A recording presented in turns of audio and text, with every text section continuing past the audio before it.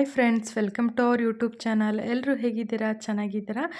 ಇದು ಸೋಮವಾರದ ವ್ಲಾಗ್ ಆಗಿರುತ್ತೆ. ಇದು ನನ್ನ ಬೆಳಗಿನ ರೂಟೀನು. ಬೆಳಗ್ಗೆ 6 ಗಂಟೆಯಿಂದ 9 ಗಂಟೆವರೆಗೂ ಯಾವ ರೀತಿ ಇರುತ್ತೆ ಅಂತ ತೋರಿಸ್ತಾ ಇದ್ದೀನಿ.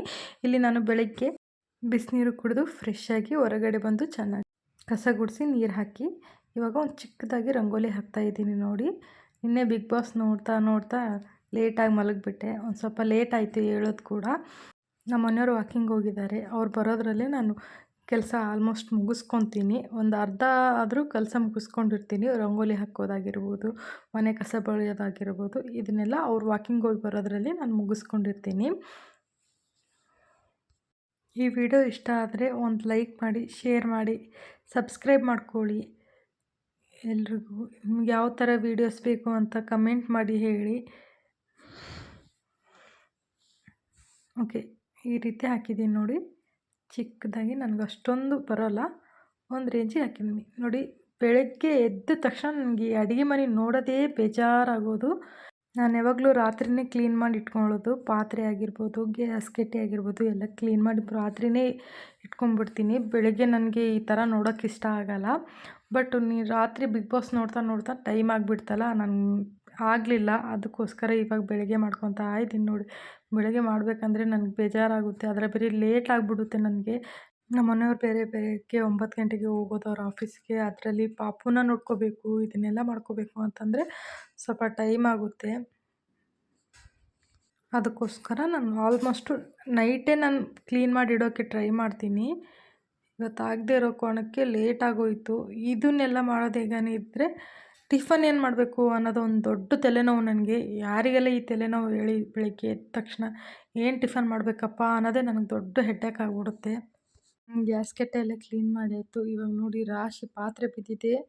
ಇದನ್ನೆಲ್ಲ ತೊಳೆಯೋಕೆ ಇನ್ನೂ ಅಳು ಬರುತ್ತೆ ನನಗೆ. ಅನಿಸ್ಬಿಡುತ್ತೆ ನನಗೆ ತಿಕ್ಕುವಾಗ, ತೊಳೆಯುವಾಗ.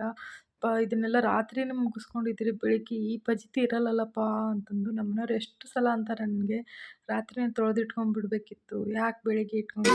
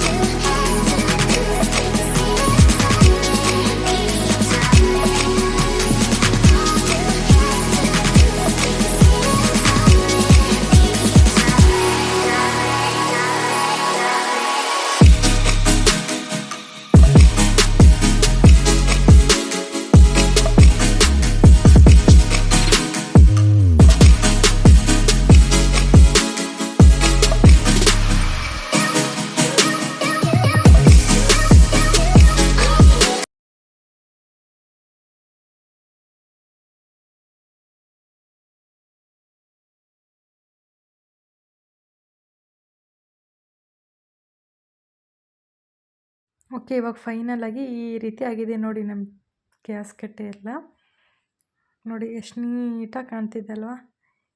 ಇದನ್ನು ರಾತ್ರಿನೇ ಮಾಡಿಟ್ಕೊಂಡಿದ್ರೆ ಬೆಳಗ್ಗೆ ಇಷ್ಟೊಂದು ಕೆಲಸನೇ ಇರಲ್ಲ ನನಗೆ. ಆಲ್ಮೋಸ್ಟ್ ಅಲ್ಲೂ ಯಾವಾಗಾದರೂ ಅಪರೂಪ ನಾನು ಈ ಥರ ಇಟ್ಕೊಳ್ಳೋದು.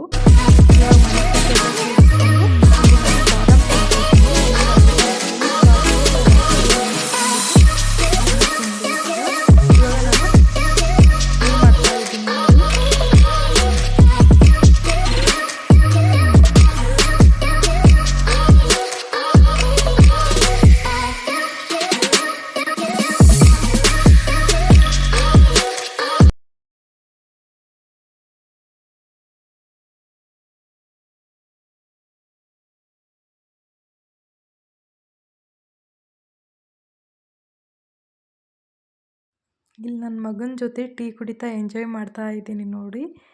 ಇವಾಗ ಟೀ ಕುಡಿದ ತಕ್ಷಣ ಬೆಳಗ್ಗೆ ಬ್ರೇಕ್ಫಾಸ್ಟು ನಾನು ಮಸಾಲ ಓಟ್ಸ್ ದೋಸೆ ಮಾಡ್ತಾ ಇದ್ದೀನಿ.